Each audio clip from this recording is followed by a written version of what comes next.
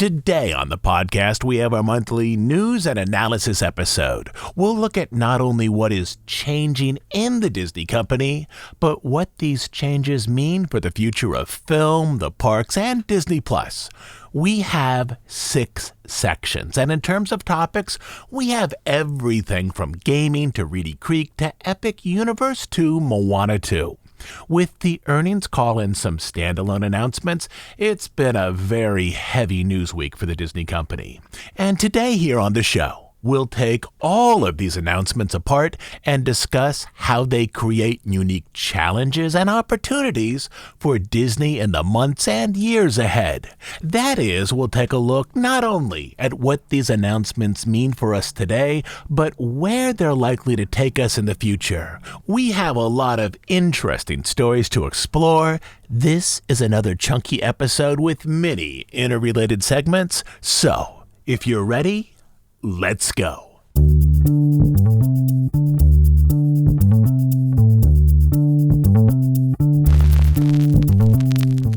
Part 1. The value of Disney.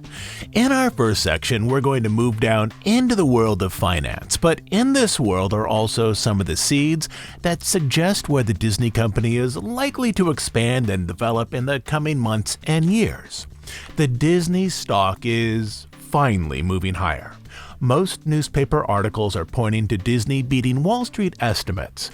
Disney did beat earnings estimates, but they also slightly fell short of top-line revenue estimates. But here's the thing.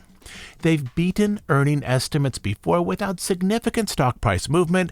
In fact, in terms of percentages, the last quarterly earnings report was nearly identical to the current earnings report, both in terms of earnings over those estimates and revenue being just slightly beneath those estimates as well.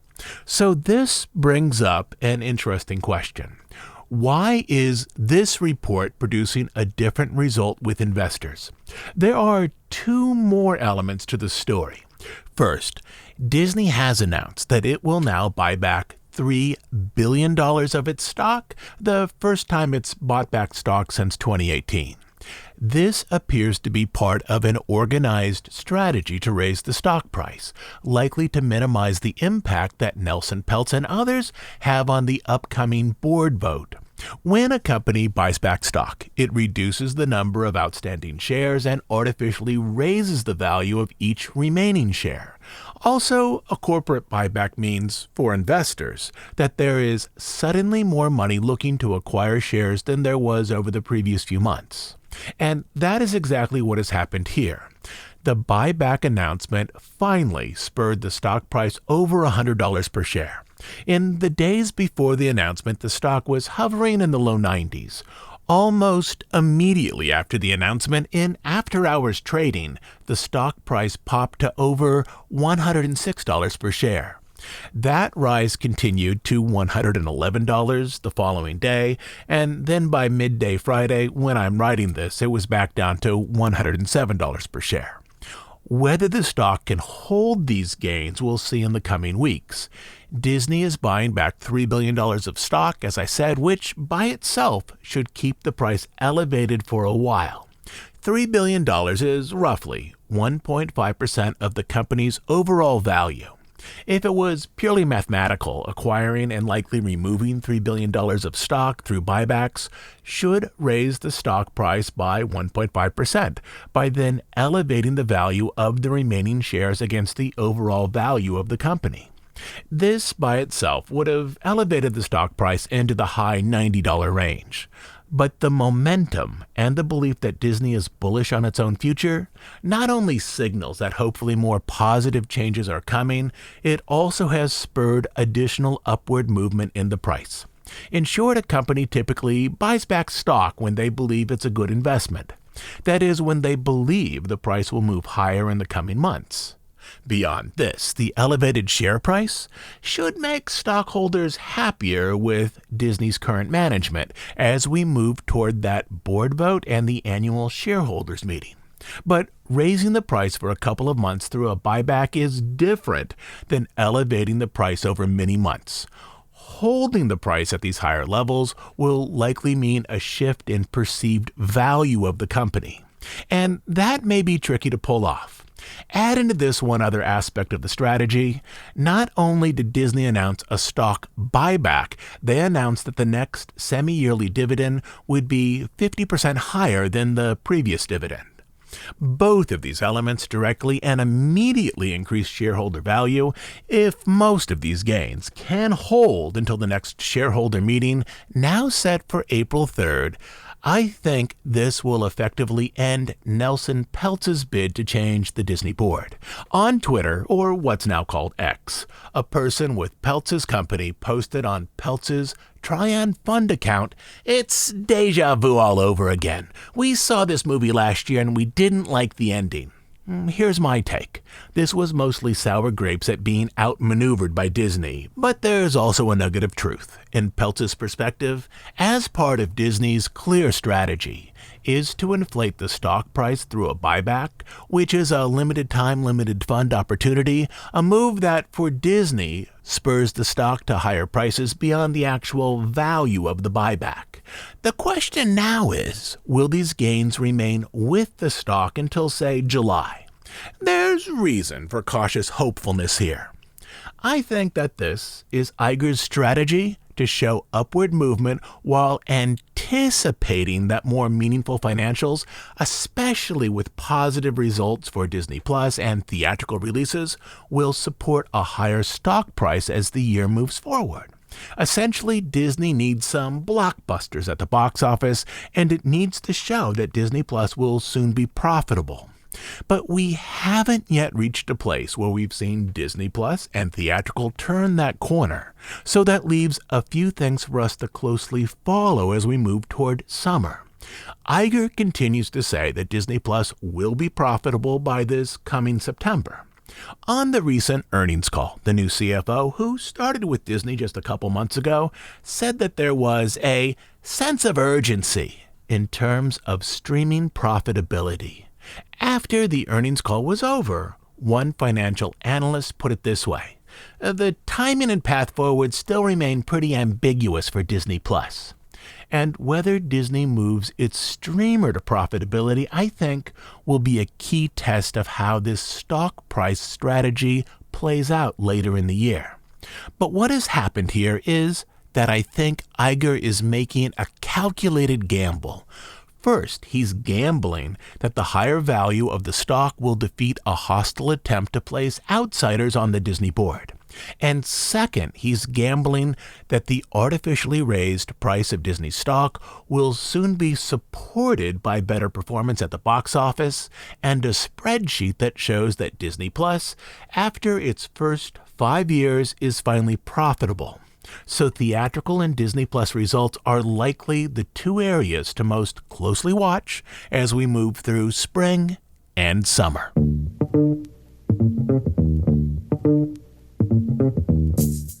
Part 2, Moana and the Reframing of Disney Plus.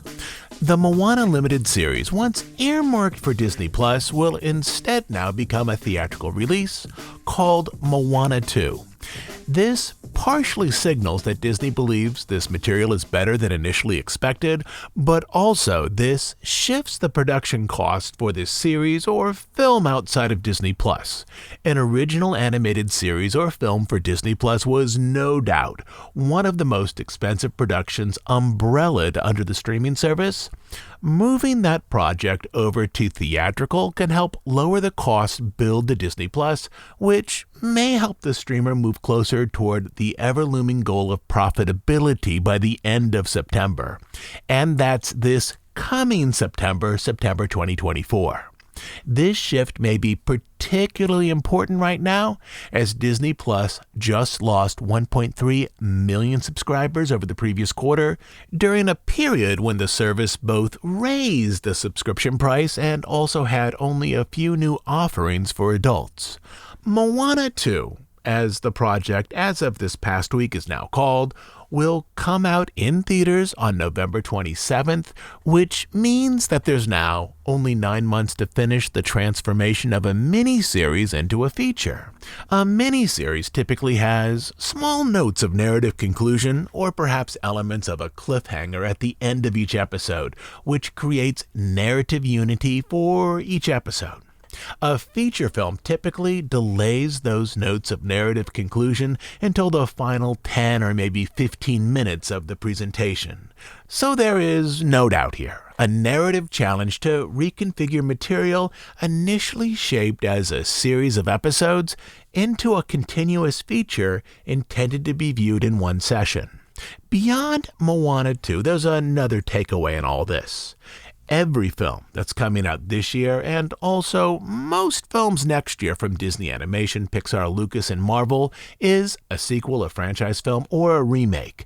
This even bleeds over into some Fox releases.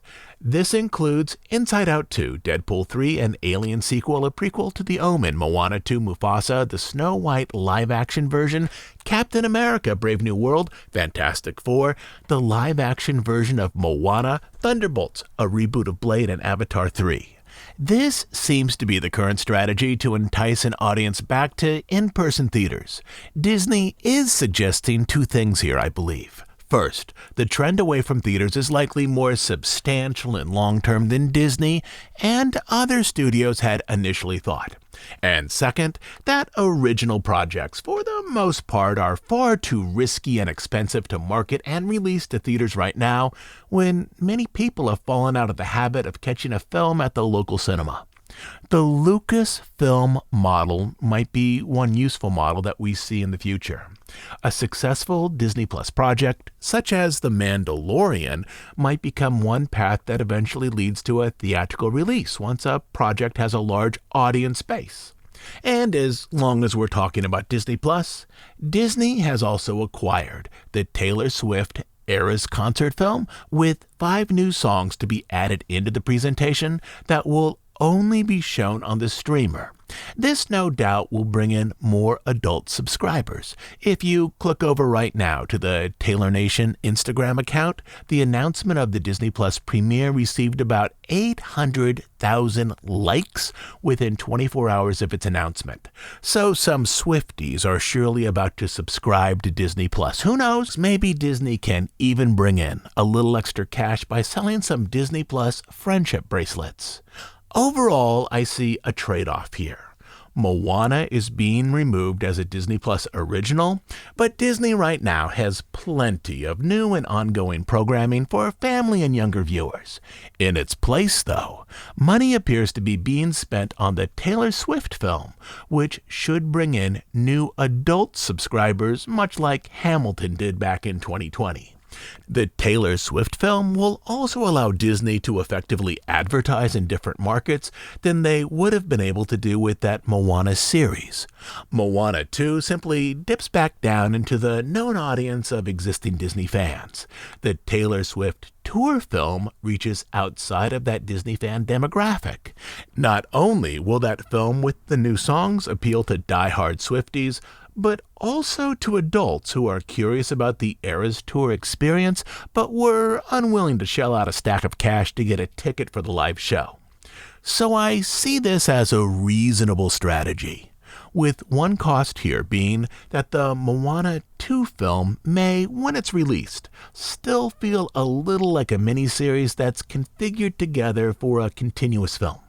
But one benefit being that the Taylor Swift film will bring in a new type of viewer to the service, which is becoming more important as Iger keeps promising that Disney Plus will be profitable by the end of September.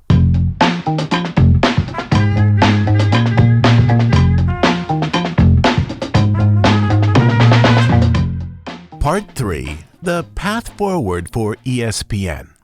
The answer to the question, what will happen to ESPN, was also partially answered this past week. Disney, who has ESPN, will partner with Warner Brothers, who has TNT Sports, and Fox, who has Fox Sports, to create a co-managed mega app for sports programming.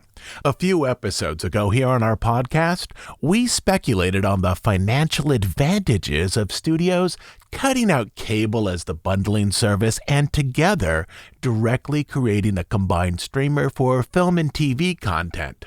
That essentially is what has happened here, only with sports entertainment, not with film and TV. Subscribers to this new service would get access to all of their combined linear sports programming, which includes live sports along with additional programming from pro and college events. One of the few major sports contracts not currently held by either ESPN, Warner Brothers, or Fox is the NFL, which presently divides some key games between CBS, NBC, and Amazon. Prices for this new service haven't yet been announced, but industry experts are expecting subscription pricing to fall somewhere between $40 and $50 a month, essentially more than existing standalone regional sports packages, but less than multi-channel streaming packages such as Hulu with that live TV option. The new service would hopefully put more eyes back on ESPN, which in recent years has lost viewership as customers have migrated away from cable. The service would also be arranged under a new name. The service hasn't yet been named, but simply for our purposes right now to create an example, let's call this new intertwined app streaming service the World of Sports, which creates some distance between the content owners such as Disney and the World of Sports app. For gambling, which is becoming a larger part of ESPN, this new service would not fly under a Disney-named banner, but rather under the bundled name of World of Sports. At least inside the app, this creates a little more distance between Disney and gambling. Also, this helps with another issue, specifically the way that new streaming services tend to quickly increase subscription fees. Right now, when Disney Plus increases its subscription price, some customers feel a small resentment toward the Disney company. But when the World of Sports app raises its fees, even though Disney, Warner, and Fox are involved, customers, if irritated, would be more likely to direct their frustrations to the World of Sports app, rather than to one of the three joint owners of the enterprise. One thing that this new deal continues to highlight is how far out of step the ESPN unit is with other Disney-owned ventures. Lucasfilm, for example, creates features for theatrical release and series for Disney+. The characters from these efforts are then used by consumer products and publishing. Characters and experiences from these stories also show up in the parks as the basis for lands, rides, and walk-around characters. There is simply good company-wide integration here with this plan. In contrast, ESPN mostly exists in a bubble by itself, largely detached from the parks, Disney+, theatrical, and consumer products. The deal as it's now configured is also arranged almost surely with the assumption that each of the partners, ESPN, Warner, and Fox, will be able to aggressively bid and keep their present television rights for various sports areas. Lastly, there'll be some unique problems because this new unnamed app is a late addition to the streaming world. No doubt many sports superfans will subscribe even at $50 or even $60, but I'm also sensing as various subscription rates go up across the board, consumers will be faced with streaming subscription fatigue. Ad-free Disney Plus started at $6.99 a month. It's now $13.99. Apple Plus started at $4.99 a month. It's now $9.99 a month, and so on. And though it was relatively easy to get consumers to add another streaming service 4 years ago, during the initial upswell of the streaming transformation with low monthly subscription fees, it's going to be a little more difficult to get consumers to add on another service now that many customers have an overall collection of monthly streaming fees that are close to their old cable bill. So, on the upside, as I see this, This is Disney's attempt to reposition ESPN for an audience that has cut the cord with cable services. That's a positive. Though ESPN will still exist outside of this new bundled sports streaming app, it also carries a nomenclature distance between ESPN and Disney in terms of ESPN moving into the arena of online sports betting. Again, another plus. But also, the gambling elements will also be integrated into the regular ESPN channels as well. On the downside, moving forward, there's also the potential for an unbalanced partnership if one or more partners loses some of their existing television deals. Also, as the app is beginning 4 years after other streamers like Disney+, it enters the market as a disadvantage. But overall, this is how Disney is starting to reimagine what ESPN will be under the larger umbrella of the overall company.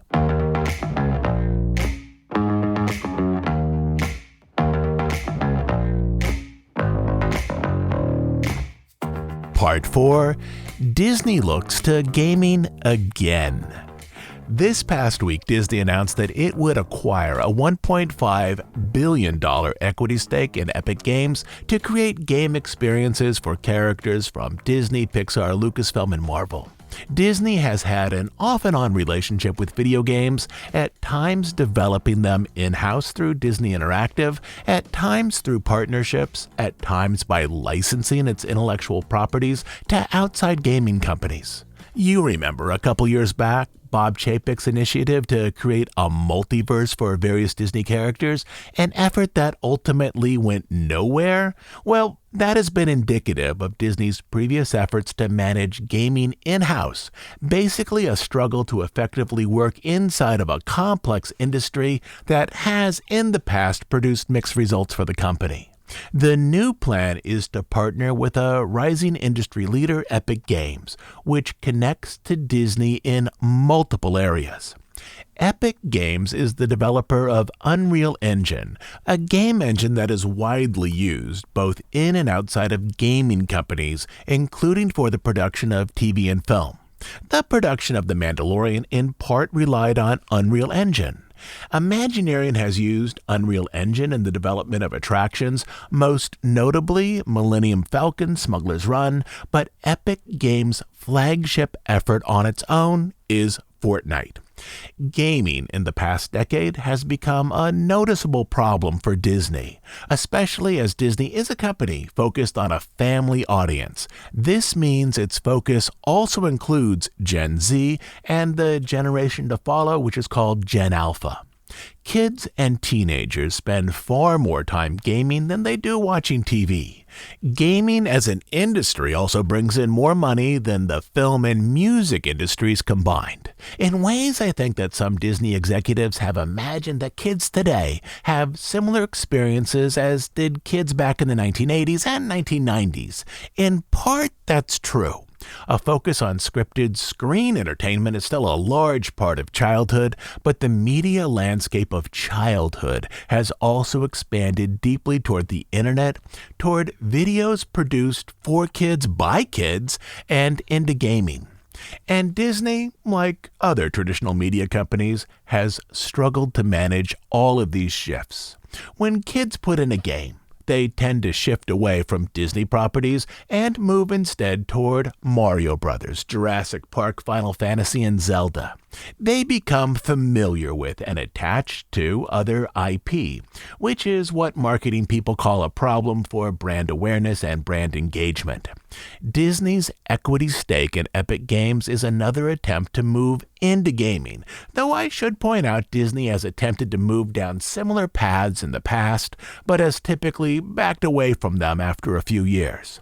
Most recently in 2016, when it pivoted away from Disney Interactive to license properties to outside developers. Licensing IP worked better for Disney than developing games in-house. In the next year or two, we will see if this partnership with Epic Games represents a true turning point for Disney and gaming. Netflix is also looking at gaming, though with a slightly different set of concerns. Netflix is interested in gaming to keep audiences engaged with its shows such as Stranger Things, even if there are multi-year gaps between some seasons. One of the issues with streaming is that an audience disengages with a story, often forgets key plot points between the end of one season and the start of the next. For example, if you're a Stranger Things fan, how well do you recall what happened in Hawkins with Eleven and the rest of the characters at the end of the most recent season? If your memory is a little hazy here, that right there is the problem for Netflix.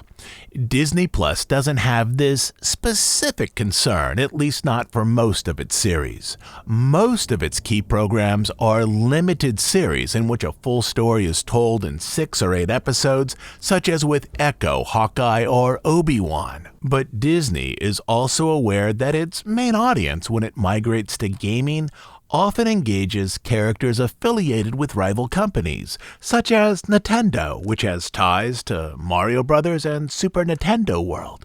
So creating something that might be described as a multimodal, unified ecosystem that supports Disney experiences in gaming seems to be what is driving this equity purchase. Or to put it simply, Disney seems to be shifting its position to one where they realize that they, by themselves, aren't the best at developing games that engage younger audiences, but also they want a little more integration with the company that makes those games. The partnership with Epic Games, if all goes well, will fill a hole presently in the Disney company. It will allow Disney's film and TV IP to transition more effectively and seamlessly over to gaming. Fortnite doesn't have a large following with 40 and 50-year-olds, but it is huge with kids. And that almost surely is the bridge that Disney is trying to build with this equity stake. Partnering with a company that has better access to this demographic than Disney would on its own, at least in terms of gaming. Beyond this, with an Epic Games Disney hub, there would almost surely be a way to cross-promote the theme parks. Elements of video gaming have increasingly made their way into the Disney parks, with Smuggler's Run and Midway Mania, but the creation of a Disney hub inside of a Fortnite world is a way to heighten the connection for gamers, essentially to let gamers know that Disney World and Disneyland isn't simply it's a small world in Space Mountain. It's also an environment that relies on video game engines and a style of competitive play that is deeply familiar to gamers. In terms of my own childhood, it was mostly about passively watching a TV show or a film, perhaps memorizing a line or two if I particularly liked it. In terms of my kids' experience with media, it's more about engaging media as a type of interactive play and then discussing their experiences in text or on social media or by listening to other people's reactions on YouTube. Media experiences may start with film, but then transition over to other elements, or they may start with gaming and then transition over to film and TV. Marvel and Lucasfilm do already effectively filter through the gaming world, but significant Disney franchises, from Toy Story to Frozen to Lion King, do not, because Disney doesn't have an effective stake in the gaming world for the Disney and Pixar characters. And this purchase is a signal that Disney once again is trying to move in this direction, but also this is a path that Disney has ventured down before with mixed results. So there's a lot to look at here as we move forward. And this now brings us up to part 5, the ongoing battle for Reedy Creek.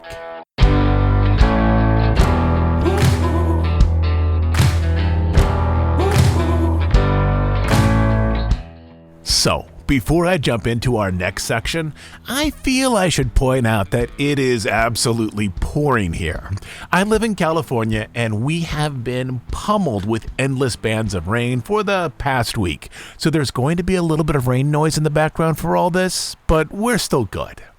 So, in one of our meatier sections for today's update, we return to the ongoing battle over Reedy Creek, and this past week things started to really get messy.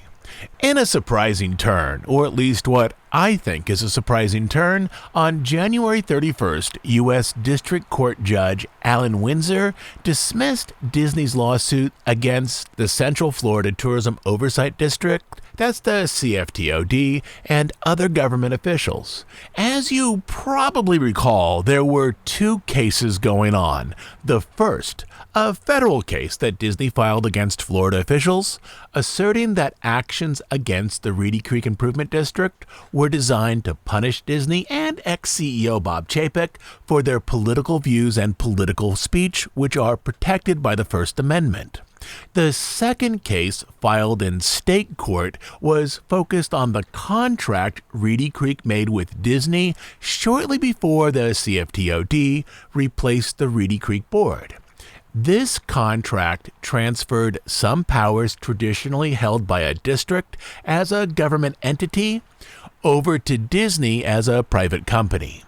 The state case will decide how much control the CFTOD has over the Disney resort after Reedy Creek board members handed back what amounts to certain types of zoning control to Disney, allowing Disney to build some hotels and parks over the next decade without additional approval by the CFTOD. The case that was dismissed this past week was the federal case related to political speech and the establishment of the CFTOD. The state case is still moving forward. The ruling in federal court was a significant setback for Disney, who has worked for many months to regain its previous relationship with the special district that oversees roads, utilities, building permits, and other civic services for the Disney resort. DeSantis and the CFTOD viewed this dismissal as a victory. A statement released by the CFTOD said, "Our board in the district will now continue to make the appropriate changes to operate and function as an independent government agency to promote transparency and accountability while bringing more prosperity to the people in Florida."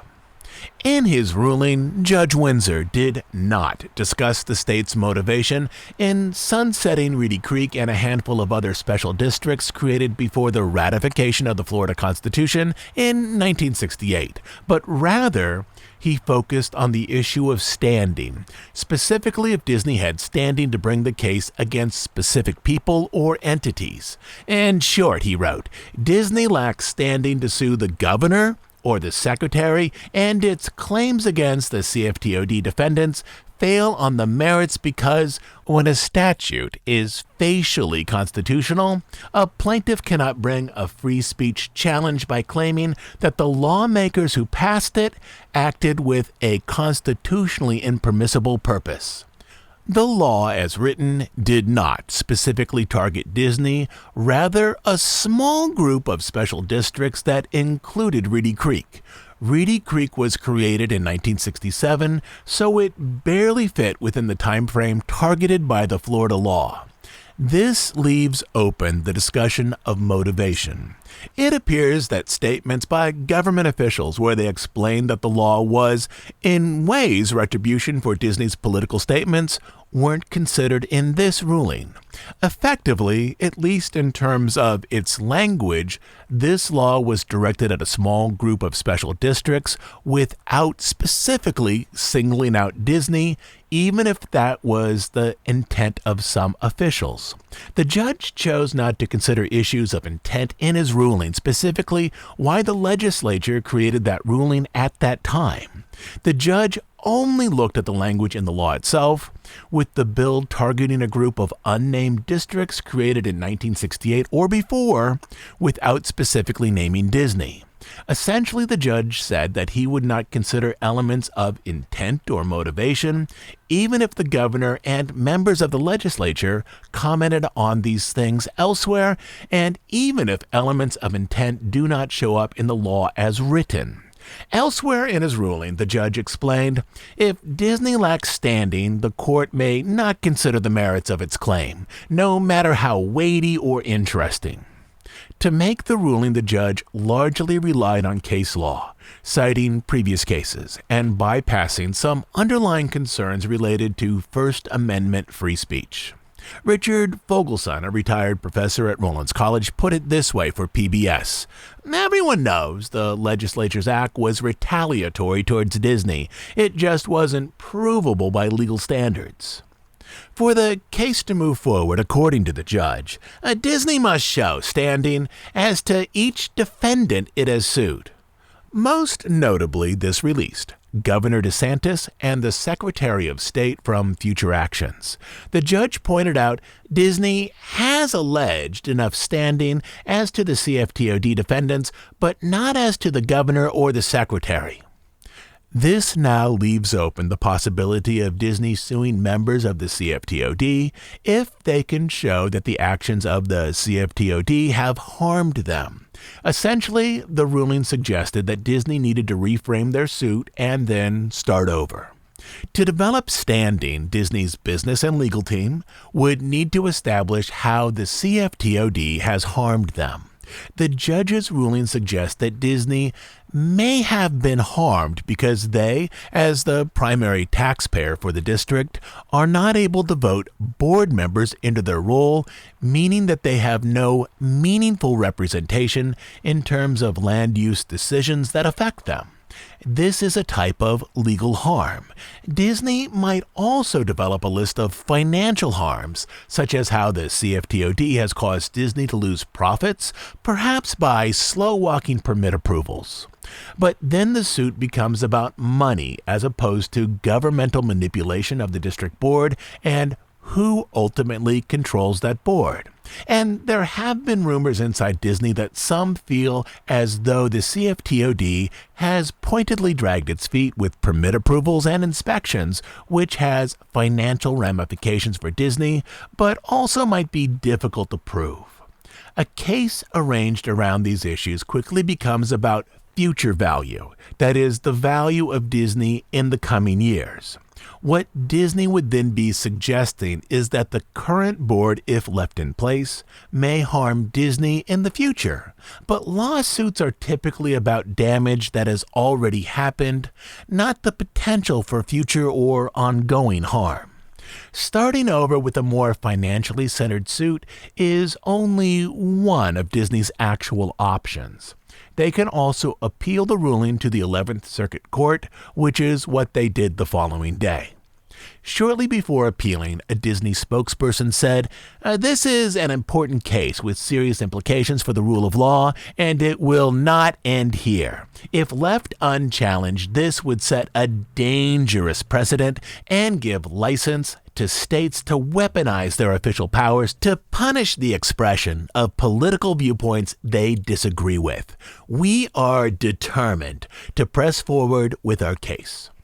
Looking ahead, Disney might be able to persuade a circuit court that Judge Windsor misapplied case law to the situation, essentially claiming that his reasoning was flawed and Disney's current case exceeds the precedent of previous cases. They might also be able to move beyond a surface reading of the law that dissolved Reedy Creek to explore the underlying issue, which, as I see it, is this. Even if Disney wasn't specifically named in the law, were they unjustly targeted by the legislature? Or to put it another way, was Disney the target of a legislative campaign with government efforts motivated by retaliation? Or was Reedy Creek simply one of a few districts the legislature happened to focus on immediately following Chapek's statement about the Florida bill about the discussion of sexual orientation and gender identity in the classroom? The law created a situation where DeSantis was able to dismiss board members close to Disney and replace them with individuals politically aligned with DeSantis' office. This will now go up for appeal. A 3-judge panel on the 11th Circuit Court of Appeals has recently ruled in another free speech case against DeSantis, in which a state lawyer was suspended over political statements he made. The ruling was against DeSantis and the state primarily on the grounds of protected free speech, which has some overlaps with the Disney case. In the ruling for the appeal about the dismissed state lawyer, one of the 3 judges wrote, The First Amendment prevents DeSantis from identifying a reform prosecutor and then suspending him to garner political benefit. Essentially, the appeals court looked at motivation as well as action, which basically is what Disney initially requested. But now for the big question. Will it play out in a similar way for Disney? This is yet to be seen. Beyond Disney's request to appeal the decision, there may be some other fallout from this ruling, particularly in regards to how Disney expands the Florida resort while government bodies are, in some cases, antagonistic to the Disney company. Most importantly, Disney may be more hesitant to make large investments in Florida right now. We've already seen Disney cancel the Lake Nona campus. They may choose to limit new projects in Florida as long as they perceive that state officials there are somewhat hostile toward them. Disney, of course, already has a massive investment in the Florida resort. So there needs to be some level of new investment to protect their existing investment. But this recent ruling may make Disney a little more hesitant to approve multi-billion-dollar improvements in the immediate future in Florida, such as a large expansion to the Animal Kingdom or that Beyond Big Thunder proposal over at the Magic Kingdom. Investment capital, once tentatively earmarked for Florida, might instead be rerouted to the Disneyland Forward project in California. This would put some social pressure on the government. It might also allow Disney to invest money in resorts elsewhere where they have more control. But this also begs the big question at the moment. How then would Disney respond to Universal's Epic Universe if they intend to respond in kind at all, rather than through smaller attractions and entertainment offerings? Right now, the decision to appeal, in my opinion, is the right one.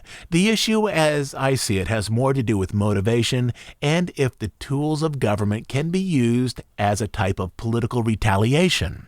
As I've mentioned in previous news updates, the Florida government clearly has the right to revisit the terms of the Reedy Creek Charter, but that should be pursued outside of a framework of political retaliation. Right now, as I mentioned earlier, things are about to get more messy for all involved.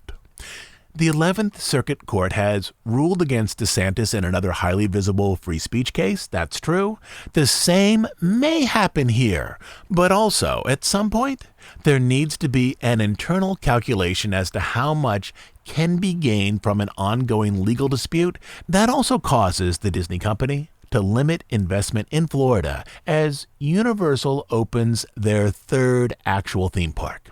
And if you look at how quickly Universal has developed its property, I'm guessing that Epic Universe is not the last of Universal's proposed developments. Volcano Bay just opened back in 2017. Then Universal opened various new attractions at their existing Florida parks, and next year Epic Universe will open as well. The CFTOD is not deeply popular in Central Florida.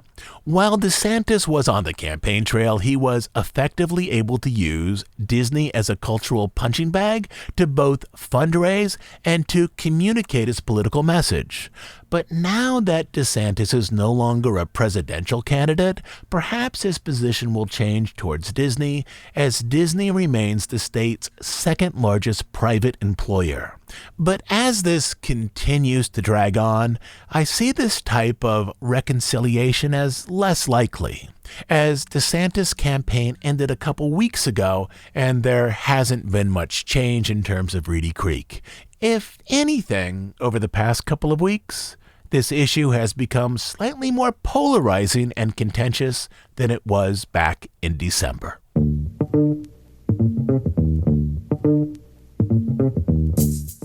Part 6, a first look at Epic Universe. It would be impossible to close up this week's episode without a quick discussion of Universal's Epic Universe, which is set to open in just over a year. On January 30th, Universal released a 7-minute announcement video that gave some details about this new park. This park has the potential to shift some fan interest in Orlando a little more in Universal's favor. On the same day that Universal dropped this 7-minute overview video, Disney's big announcement was that the character of Bing Bong would appear exclusively at the Pixar Place Hotel in Anaheim.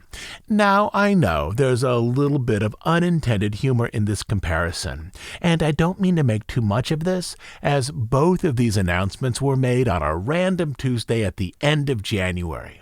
The Disney team likely had no idea that Universal was about to make a major announcement when they queued up their Bing Bong story.